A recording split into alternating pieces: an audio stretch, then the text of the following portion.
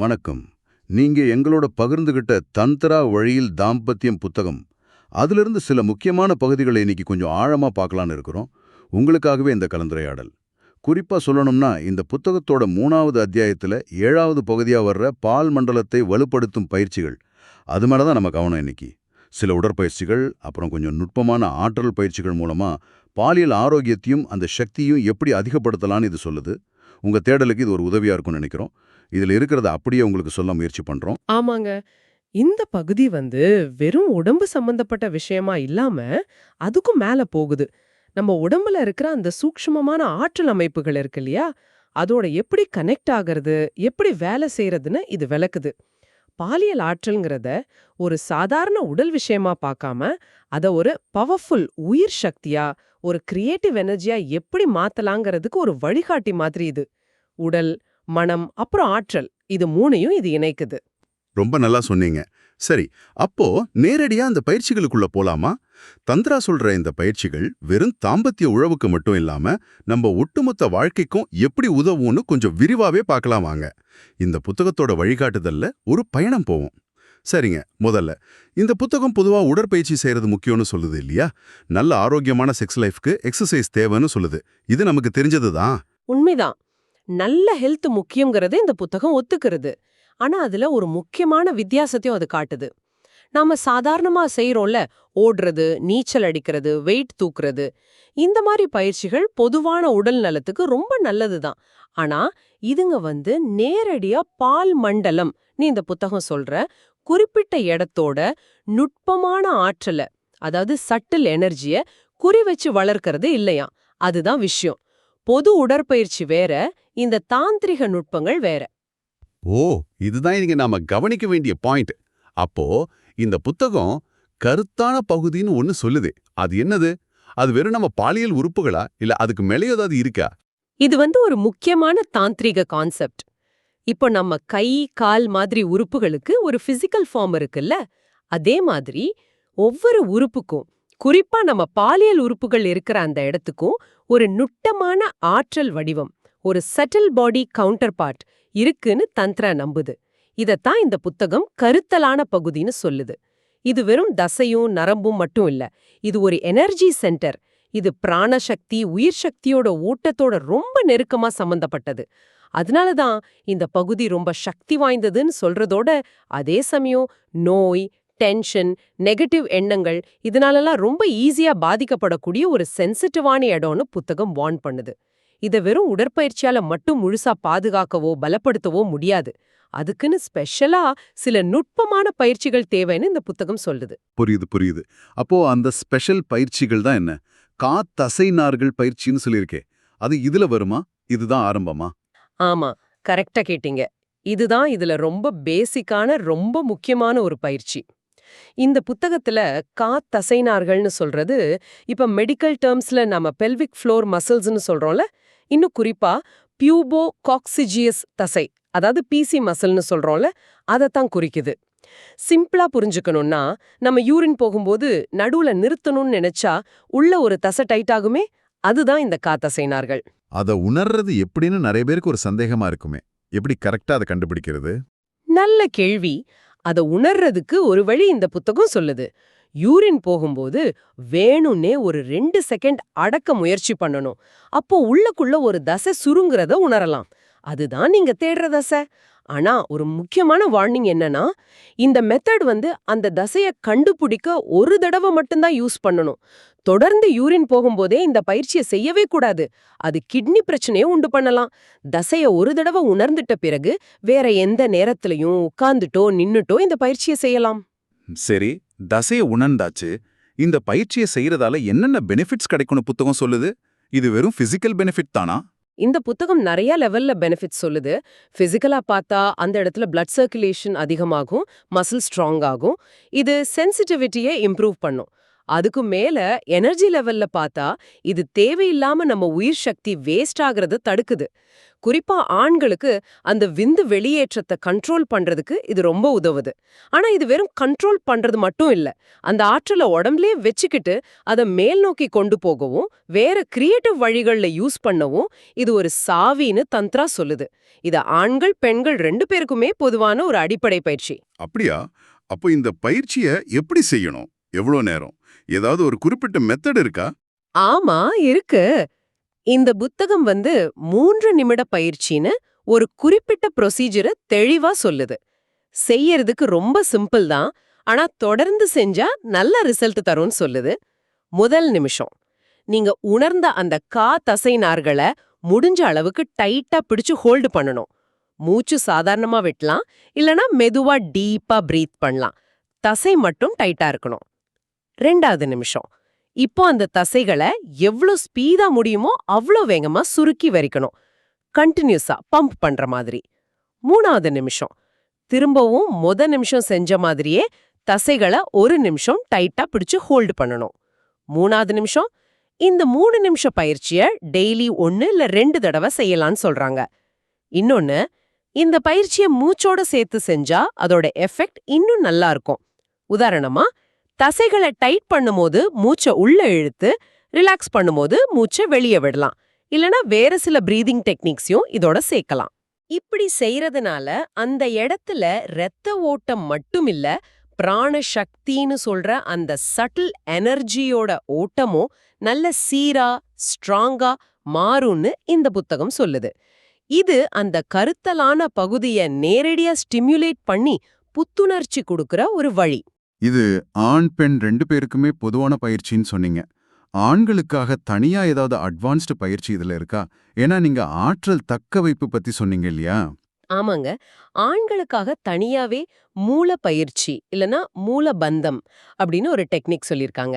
இது தசைநார்கள் பயிற்சியோட ஒரு அடுத்த ஸ்டெப் இல்லனா ஒரு அட்வான்ஸ்டு வெர்ஷன்னு வச்சுக்கலாம். இதுல தசைநார்களை சுருக்குறதோட சேர்த்து ஆசனவாய் பகுதியை சுத்தி இருக்கிற மசில்ஸையும் ஆனல் ஸ்ஃபிங்க்டர் மசில்ஸ் சேர்த்து மேல் நோக்கி இழுத்து பிடிக்கணும். இதோட மெயின் நோக்கம் செக்ஸ் உச்சகட்டத்துல அந்த விந்து வெளியேற போற அந்த உணர்வை கண்ட்ரோல் பண்றது. ஆனா இது சும்மா அடக்கி வைக்கிறது இல்ல. ஓ, அப்படியா? அப்போ இதோட நோக்கம் என்ன? வெறும் கட்டுப்பாடு மட்டும்தானா? இல்ல வேற ஏதாவது இருக்கா? இல்ல, அதுதான் தாந்த்ராவோட ஸ்பெஷாலிட்டி. மூலபந்தத்தோட நோக்கம் அந்த பவர்ஃபுல்லான செக்ஸ் எனர்ஜியை கீழே வெளியேற விடாம அதை உடம்புக்குள்ளேயே வச்சு முதுகுத்தண்டு வழியா மேல் நோக்கி அனுப்புறது. தாந்த்ரா, தாவோயிசம் இதுல எல்லாம் இந்த செக்ஸ் எனர்ஜி ரொம்ப ரொம்ப பவர்ஃபுல்னு சொல்றாங்க. இது சரியா யூஸ் பண்ணா அது நம்ம ஆயுளை நீட்டிக்கும், இளமைய பாதுகாக்கும், உடம்பு மனசோட எனர்ஜியை அதிகமாக்கும். ஏன் ஸ்பிரிச்சுவல் அவேக்கனிங்க்கு கூட இது யூஸ் பண்ணலாம்னு நம்புறாங்க. மூலப்பயிற்சி இந்த எனர்ஜி டிரான்ஸ்ஃபர்மேஷனுக்கு ஒரு முக்கியமான டூல்னு இந்த புத்தகம் சொல்லுது. கேட்கும்போதே தெரியுது இது எவ்வளோ ஒரு ஆழமான பயிற்சி அப்படின்னு. இதுக்கு நல்ல பொறுமையும் கவனமும் தேவைப்படும் போல இருக்கு. வேற ஏதாவது இன்ட்ரெஸ்டிங்கான இல்ல வித்தியாசமான டெக்னிக்ஸ் இந்த பகுதியில் இருக்கா? ஒரு சின்ன இன்ட்ரெஸ்டிங்கான ஹிஸ்டாரிக்கல் குறிப்போட ஒரு டெக்னிக் சொல்றாங்க, சோவின் பயிற்சி. இத பத்தி நிறைய விளக்கம் இல்ல, ஆனா பழைய காலத்துல கிரீக்க வீரர்கள், குறிப்பா ஸ்பார்டன் வீரர்கள், அவங்களோட செக்ஸ் எனர்ஜியை கண்ட்ரோல் பண்ணவும் உடல் வலிமையை அதிகப்படுத்தவும் இந்த பயிற்சியை செஞ்சுதான் ஒரு குறிப்பு வருது. இதுவும் ஒருவேளை தசை நார்கள் இல்லனா அது சுத்தி இருக்கிற மசில்ஸை ஸ்ட்ராங் பண்ற ஒரு வகை பயிற்சியா தான் இருக்கும்னு நாம நினைக்கலாம். இதை பார்க்கும்போது செக்ஸ் எனர்ஜி கண்ட்ரோல்ங்கிறது நிறைய பழைய கலாச்சாரங்கள்ல முக்கியமா இருந்திருக்குன்னு தெரியுது. சரி, இந்த muscle exercise, energy control techniques எல்லாம் ஓகே. யோகாசனங்கள் பத்தி ஏதாவது இந்த புத்தகம் சொல்லுதா? யோகாவுக்கும் இதுக்கும் கண்டிப்பா சம்பந்தம் இருக்குமே? நிச்சயமா. யோகாங்கிறதே உடல், மனம், ஆற்றல் இது 3யும் ஒன்னா சேர்க்கிற ஒரு சிஸ்டம் தானே. இந்த புத்தகத்தோட இந்த பகுதியும் சில ஆசனங்களை பால் மண்டல ஹெல்த்துக்காக ரெக்கமெண்ட் பண்ணுது. ஒன்னு பட்டாம்பூச்சி ஆசனம், பத்தா கோணாசனா. இது நிறைய பேருக்கு தெரிஞ்சிருக்கும். கீழே உட்காந்து 2 உள்ளங்காலையும் ஒன்னா சேர்த்து குதிகால முடிஞ்ச அளவு உடம்புக்கு பக்கத்துல கொண்டு வந்து முட்டிகளை மெதுவா சைட்ல தரைய நோக்கி அமுக்கணும். இது இடுப்பு பகுதியை நல்லா லூஸ் பண்ணும், ஹிப் ஓப்பனிங். அந்த ஏரியால பிளட் சர்க்குலேஷனை அதிகப்படுத்தும், அங்க இருக்கிற டைட்னஸை குறைக்கும். இது ரொம்ப நல்லது. ஒன்னு பட்டாம்பூச்சி ஆசனம், பத்தா கோணாசனா. அடுத்ததா சசிகரியா யோகான்னு சொல்றாங்க. இதோட நேரடி அர்த்தம் இல்லைன்னா கரெக்டான ஆசன பேர் கொஞ்சம் குழப்பமா இருந்தாலும் அவங்க கொடுத்த விளக்கத்தை வச்சு பார்த்தா இது வஜ்ராசனத்துல உட்கார்ந்து உடம்ப முன்னாடி வளைச்சு நெத்திய தரையில வச்சு கைய முன்னாடி நீட்டுற மாதிரி சசங்காசனம் இல்லனா பால ஆசனம் மாதிரி ஒரு நிலை தெரியுது. இந்த பொசிஷன் ஸ்ட்ரெஸ்ஸை குறைக்கிறதுக்கோ இடுப்பு கீழ் முதுகு பகுதிக்கு எனர்ஜியை கொண்டு போறதுக்கும் உதவும்னு சொல்றாங்க. மூணாவதா வீரிய யோகா இல்லனா உத்கட்டாசனம். இத இங்கிலீஷ்ல சேர் போஸ்ட்னு சொல்வாங்க. நிக்கிற மாதிரி இருந்து முட்டிய மடக்கி இடுப்ப பின்னால தள்ளி ஒரு சேர்ல உட்கார்ற மாதிரி பாவனை செஞ்சு கைய முன்னாடியோ இல்ல காதை ஒட்டி மேலேயோ நீட்டணும். இது தொடை பின்பக்க தசை முதுகு தசை இது எல்லாத்தையும் ஸ்ட்ராங் ஆக்குறதுக்கு ஒரு சூப்பர் ஆசனம். இந்த சப்போர்ட் மசில் ஸ்ட்ராங்கா இருந்தா அது பால் மண்டலத்தோட ஹெல்த்துக்கும் எனர்ஜி லெவலுக்கும் ஹெல்ப் பண்ணும். ஆமா, இந்த ஆசனங்கள் எல்லாம் இடுப்பு பகுதியோட ஃப்ளெக்சிபிலிட்டி, பிளட் சர்க்குலேஷன், அப்புறம் சப்போர்ட் மசில்ஸை ஸ்ட்ராங் பண்றதுல கவனம் செலுத்துதுன்னு நல்லா புரியுது. யோகா பத்தி பேசும்போது மூச்சு பயிற்சி ரொம்ப முக்கியம். இந்த பகுதி அதை பத்தியும் பேசுதா? கண்டிப்பா. மூச்சு பயிற்சிகள் அதாவது பிராணாயாமம் தந்த்ராலையும் யோகாலையும் எனர்ஜி மேனேஜ்மெண்ட்க்கு ரொம்ப முக்கியம். இந்த புத்தகம் சுமநாளி பிராணாயாமம் அப்படின்னு ஒரு ஸ்பெசிபிக் மூச்சு பயிற்சியை சொல்லுது. செய்முறை முதல்ல நல்ல சௌகரியமா உட்காந்துக்கணும். ரொம்ப ஆழமா லங்ஸ் ஃபுல்லா ஆகிற மாதிரி மூச்சை உள்ள இழுக்கணும். செய்முறை அப்புறம் கொஞ்ச நேரம் அந்த மூச்சை உள்ளே அடக்கி வைக்கணும். கும்பகம் எவ்வளோ நேரங்கிறது உங்க சௌகரியத்தை பொறுத்தது. செய்முறை அப்புறம் சும்மா சாதாரணமா மூச்சை விடாம வாய் வழியாவோ இல்ல மூக்கு வழியாவோ கொஞ்சம் ஃபோர்ஸா ஒரு ஹா அப்படின்னு சத்தம் வர்ற மாதிரியோ இல்ல ஒரு விசில் ஊதுற மாதிரியோ மூச்சை வேகமா வெளியே தள்ளணும். ஒரு வெடிகை மாதிரி அப்படின்னு புத்தகம் சொல்லுது. செய்முறை இதை ஒரு சில ரவுண்ட் செய்யணும். இந்த வெடிகை மாதிரி மூச்சை வெளியே விடுறதோட நோக்கம் என்ன? இது எப்படி ஹெல்ப் பண்ணும்? நல்ல கேள்வி கேட்டீங்க. இந்த புத்தகத்துல சொல்றபடி இந்த மாதிரி ஃபோர்ஸா மூச்சை வெளியே விடுறது, குறிப்பா பால் மண்டலம் அதை சுத்தி இருக்கிற பகுதிகள்ல தேங்கி நிக்கிற எனர்ஜி பிளாக்ஸ ஆற்றல் தடைகளை உடைச்சு வெளியே தள்ள உதவுமா. நம்ம மனசுல இருக்கிற டென்ஷன் பயம் குற்ற உணர்ச்சி இது மாதிரி விஷயங்கள் கூட எனர்ஜி லெவல்ல பிளாக்கா இந்த பகுதியில சேரலான்னு தந்த்ரா நம்புது. இந்த சுமநாளி பிராணாயாமம் அந்த தடைகளை நீக்கி பிராணசக்தியோட ஓட்டத்தை அந்த இடத்துல சீராக்கவும் தடங்கள் இல்லாம பாய வைக்கவும் உதவுற ஒரு பவர்ஃபுல் கிளீனிங் மெத்தட்னு சொல்றாங்க.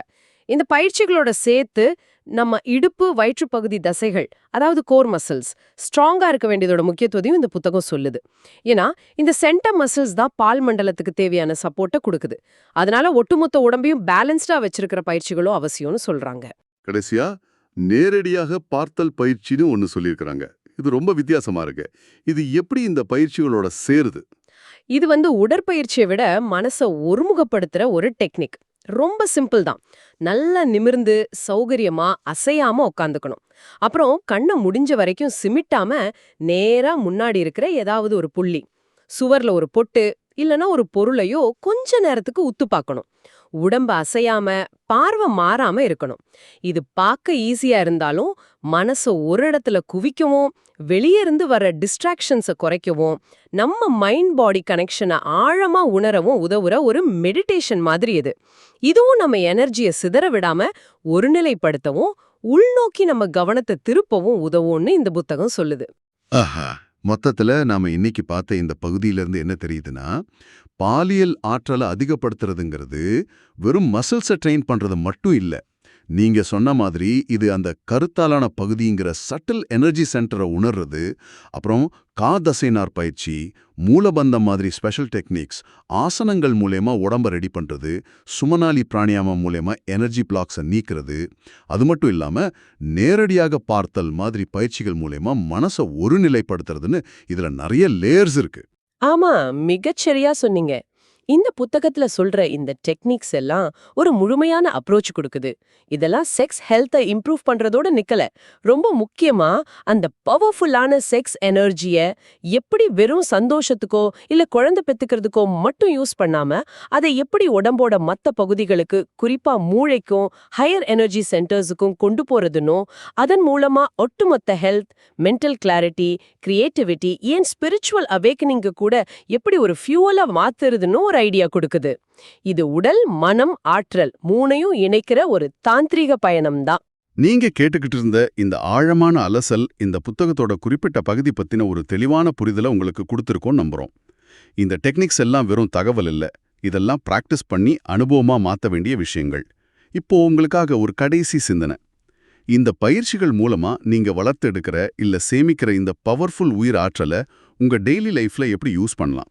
உங்க கிரியேட்டிவிட்டி அதிகப்படுத்தவோ, உங்க ரிலேஷன்ஷிப்ஸை நல்லபடியா மாத்தவோ, இல்ல உங்க ஸ்பிரிச்சுவல் பாதையில இன்னும் ஆழமா போகவோ இந்த எனர்ஜியை எப்படி டைவர்ட் பண்ண முடியும்னு யோசிச்சு பாருங்க.